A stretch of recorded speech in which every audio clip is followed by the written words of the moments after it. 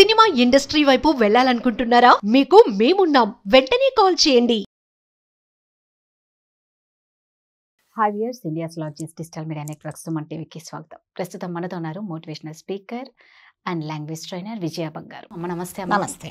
So అమ్మ, అంటే మనకి నిజంగా కోల్కతా ట్రైనీ డాక్టర్ ఎవరికి చుట్టమో కాదు, ఫ్రెండ్ కాదు, ఏమీ తెలీదు.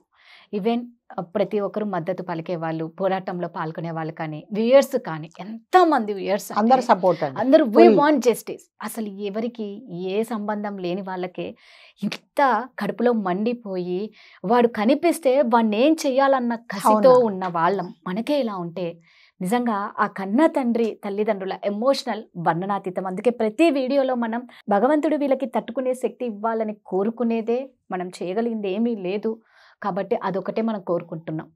సో వాళ్ళ తండ్రి చాలా ఎమోషనల్గా మాట్లాడారు నిన్న.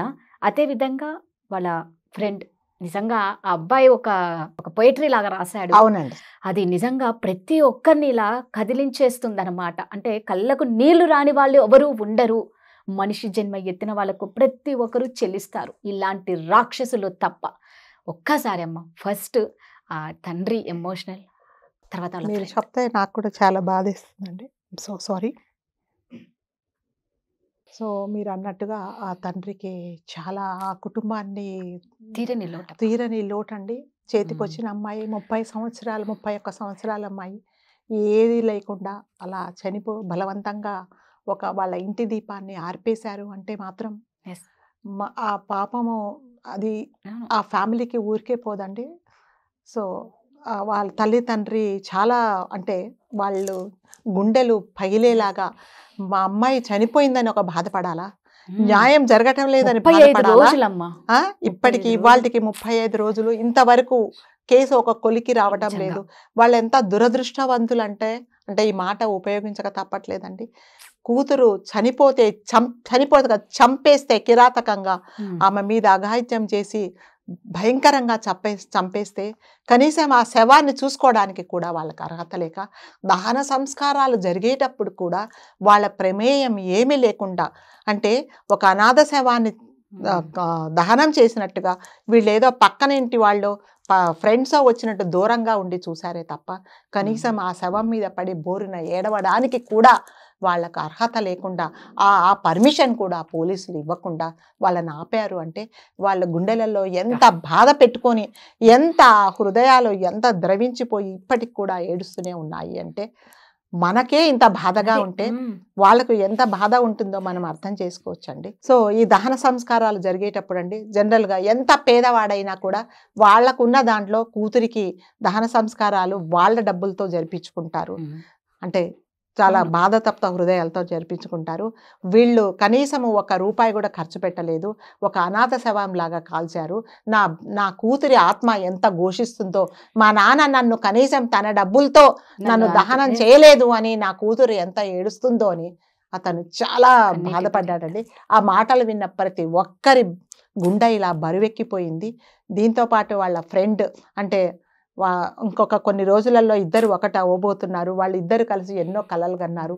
ఇద్దరు కలిసి ఒక హాస్పిటల్ కట్టి పేదవాళ్లకు ఉచితంగా వైద్యం చేద్దాము అని అనుకున్నారు. అట్లాంటి నా కలలన్నీ చిదిమేశారు, మా ఇంటి దీపాన్ని ఆర్పేశారు అని అబ్బాయి చాలా ఎమోషనల్గా ఒక లెటర్ రాశాడండి. నా దుర్గా, అంటే అతను అంటే నేను పెళ్లి చేసుకోబోయే ఈ అమ్మాయి ఆత్మ నాకు న్యాయం జరగటం లేదని ఘోషిస్తుంది. నేను సమాధానం చెప్పలేకపోతున్నాను, నాకు నిద్ర రావటం లేదు, తిండి తినడానికి కూడా నా మనసు ఇచ్చేయటం లేదు. సో ఈ దసరా అనేది నాకు ఇప్పుడు కాదు, నా ఫ్రెండ్ ఆత్మ సంతోషపడి నాకు న్యాయం జరిగింది అన్న రోజు మాత్రమే నేను దసరా జరుపుకుంటాను. నా కలలన్నీ వీళ్ళు చిదిమేశారు. మేమేమేమో ఎన్నో కలలు కన్నాము. సో నా స్నేహితురాలు ఇంకా, అంటే బతుకున్నప్పుడు కూడా అనేక రకాలుగా ఈమెను హింసించి బాధపెట్టి ఒక నరకం చూపించి చనిపోయిన తర్వాత కూడా పైన నా ఫ్రెండ్ ఆత్మ ఘోషిస్తుంది, దయచేసి న్యాయం జరిపించండి, అంతవరకు నేను నిద్రపోను అని అతను చాలా ఎమోషనల్గా ఫీల్ అయ్యి మీడియా ముందు ఏడ్చాడండి. సో కనీసం భగవంతుడు అతని మాట అన్న విని న్యాయం జరగాలని మనము కోరుకుందామండి. ఇదే ప్లేస్లో ఏదైనా మనం ఎప్పుడు అనుకుంటాం డబ్బు లేని వాళ్ళకైతే వాళ్ళకి ఏదో ఒకటి తేలేది అంటే ఇక్కడంతా రాజకీయ పలుకుబడి అంటే అందరికీ అర్థమైపోతుందమ్మా. ఫస్ట్ నుంచి అందరికీ తెలుసు మమతా బెనర్జీ అంటే మేనల్లుడు. ఎందుకు ఇలా చేస్తున్నారంటేనండి ఇంకా మర్చిపోతారేమో, మ్మ్. ఇవాళకి కాదు మనకు న్యాయం జరగదు అని అంటారనుకున్నారు. కానీ ఇది రోజు రోజుకు ఈ పోరాటం ఎక్కువ అయిపోతుంది, ఎక్కడ కాంప్రమైజ్ అవ్వటం లేదని ఆవిడ అర్థం చేసుకోవట్లేదు. అట్లాగే మీరు చెప్పినట్టుగా మమతా బెనర్జీ వాళ్ళ మేనల్లుడు అభిషేక్ బెనర్జీ అండి, అతను ఈ తృణమూల్ కాంగ్రెస్ ప్రధాన కార్యదర్శి. అతను ఈ అరాచకాలన్నిటికీ కీ రోల్ చేసేది ఇతనే. ఈవిడ చేసే ప్రతి అక్రమాలకు ఈవిడ సపోర్ట్ చేసేదే ఇతను ద్వారానే ఈమె ఇవన్నీ చేయిస్తుంది. ఇతనే ప్రధాన కారకుడు. సో అసలు అతన్ని ఎవరు ఇన్వెస్టిగేట్ చేయట్లేదు. ఎవరైనా ఇన్వెస్టిగేట్ చేస్తే అతన్ని పట్టుకుంటే ఇంకా చాలా నిజాలు వస్తాయండి. ఈవిడ చేసే అరాచకాలు ఎవరి మద్దతుతో చేస్తుంది అంటే ఇతడే. ప్రతి ఒక్కటి ఇతనితో షేర్ చేసుకొని ఇతని ద్వారానే ఈవెన్ ప్రిన్సిపల్ కాల్ డేటాలో కూడా అభిషేక్ బెనర్జీ అనే పేరు కూడా కాల్ డేటాలో చూశారండి. సో అతనితో కూడా ఈ ప్రిన్సిపల్కు అతనితో చాలా సత్సంబంధాలు ఉన్నాయన్నమాట. సో వాడు కూడా ఒక క్రూరుడు. అతని ఫ్యామిలీ ఇది కూడా బాగాలేదండి. అలా ఫ్యామిలీ హిస్టరీ బాగుండే వాళ్ళు అలాంటి అరాచకాలు చెయ్యరు.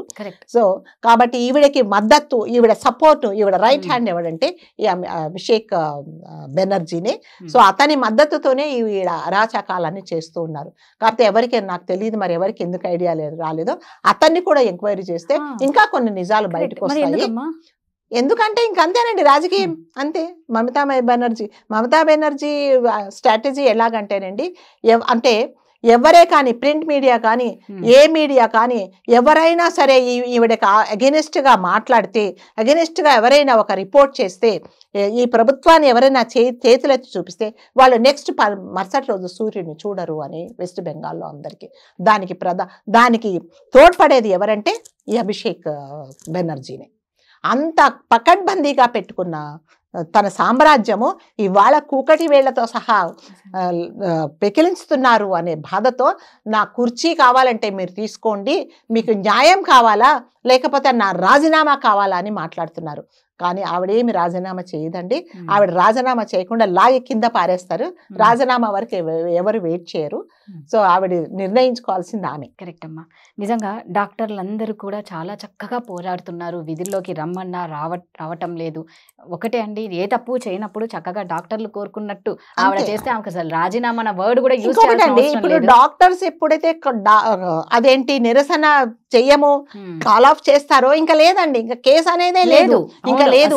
ఆవిడ ఏం అలిగేషన్ చేస్తున్నారంటే కొంత లక్షల మంది చనిపోతున్నారు, చాలా కుటుంబాలు చాలా బాధపడుతున్నారు, కొంతమంది కిడ్నీ పేషెంట్లు బాధపడుతున్నారు, కొంతమంది ఇంకా చాలా క్రానిక్ డిసీజ్ ఉండే వాళ్ళు. మరి అవన్నీ చెల్లించాలి కదా, సీఎం అయ్యుండి చెల్లించి న్యాయం చేయాలి.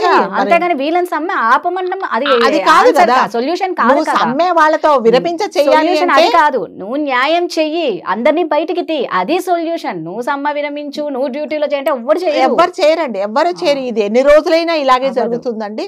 న్యాయం జరిగేదాకా ప్రతి ఒక్కరం అందరం పోరాడతామండి. సో ఒకటే అండి, మళ్ళా కోరుకుంటాం. దసరా కూడా దగ్గరలో ఉంది. ఆల్రెడీ 17వ తేదీ నిమజ్జనం. జనసంద్రంలోకి ఆడిని తెచ్చి పెడితే అందరు కలిసి నిమజ్జనం చేసేస్తారు. అంత నిమజ్జనం అనే ఒక పవిత్రమైన పదం కూడా వాడు అర్హుడు కాదు. సో అప్పుడు కదా కొట్టి చంపేస్తారండి జనాల. దసరాకి మన కాళికామాత అవతారం అనేది జనాలందరి మధ్య చేస్తే అప్పుడు మాత కాళికామాత కూడా శాంతిస్తారు. అదే మనకు దసరా. సో ఆ బిడ్డ ఆత్మకు శాంతి చేకూరాలని, ఆ తల్లిదండ్రుల బాధిత కుటుంబానికి న్యాయం చేకూరాలని, తల్లిదండ్రులకు కొండంత ధైర్యాన్ని శక్తిని ప్రసాదించాలని ఆ భగవంతుని కోరుకుంటున్నాను. థ్యాంక్ యూ అమ్మా.